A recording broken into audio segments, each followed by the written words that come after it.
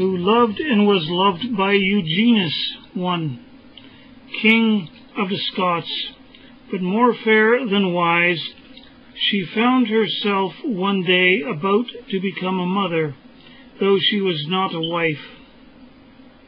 When Lot was made aware of his daughter's condition, in anger and grief he ordered her to be dashed to her death from the rock on Mount Donpeld, before she should have disgraced him as well as herself.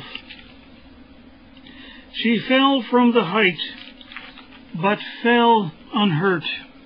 Then Lot sent her away to Culross, where she gave birth to a son. When Saint Servan one morning was in his cell saying matins, he heard angel voices singing, and following whither they led, came to the edge of the sea, where in the half-light of dawn he found a young mother rocking her child and weeping. Filled with compassion, the old monk took the girl and the child to his cell, and there kept them, and did for them all that a father would have done. He baptized the boy Kentigern, but what he called him was Mungo, which means dearest, and truly he loved him as his own son, so well that other lads whom he had under his tutelage were jealous of his partiality. They therefore hated Kentigern, and did all that occurred to them to grieve and annoy him.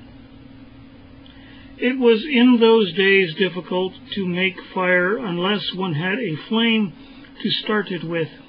It was indeed next to impossible. So it was the duty of each of the boys in turn to rise in the night and mend the fire, lest it should go out before morning. Once, when it was Kentigern's turn to tend it, the boys put it out to bring him into disgrace. When Kentigern arose in the morning, and the fire was quite dead, he allowed himself not a moment's dismay. He held a stick over the dead ashes, called upon the aid of the Holy Trinity, blew upon the wood, and it leapt into flame. On another occasion the boys did a thing more detestable. There was a robin, redbreast, which was the special pet of Saint Servan, who used to feed it out of his hand, let it perch on his shoulders, and watch it delightedly as it sang and fluttered its wings while he chanted the psalms. The boys wrung this robin's neck, intending to accuse Kentigern of the murder. When he found the dead bird, tears streamed from his eyes, not only tears of grief for the robin, but grief for his beloved benefactor. Picking up the pathetic remains in his hand, he made a prayer to God and a sign of the cross over the little stiff body, and the robin, reviving, flew off to meet Saint Servan on his return from Mass. At last, unable longer to endure the miseries inflicted on him by his tormentors, Kentigern ran away. Saint Servan followed and found him.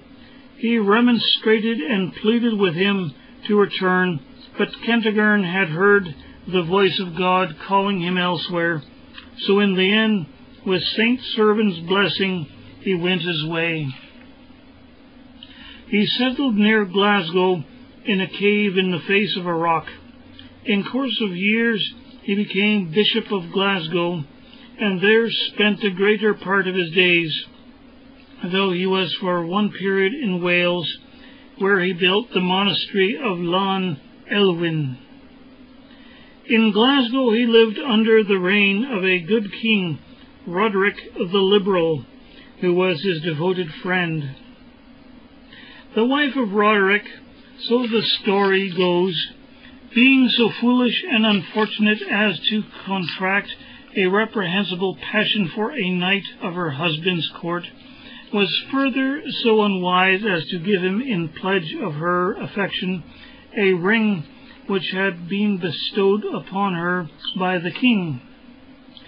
One day, as the king and this knight were out hunting, they spent the hot hours of noon resting in the shade of some trees on the bank of the river Clyde. The air was heavy, the chase had been keen, both were exhausted, and the knight, overcome with weariness, slept. In his sleep he stretched out his hand in full view of the king, who, when his eyes fell upon the ring, which had been a token of his own love for the queen, with difficulty refrained from smiting the knight dead. Subduing his wrath, he reached out and, taking the ring from the unconscious hand, flung it into the stream at his feet. On his return, going directly to the queen, he asked her for the ring. When she was unable to show it, he ordered her to be cast into a dungeon and there put to death. With difficulty the queen obtained a respite of 3 days' time. Then, having sent to the knight imploring him to return the ring, and having learned that it was gone from his finger, she sent in despair to St. Kentigern, entreating him to come to her aid.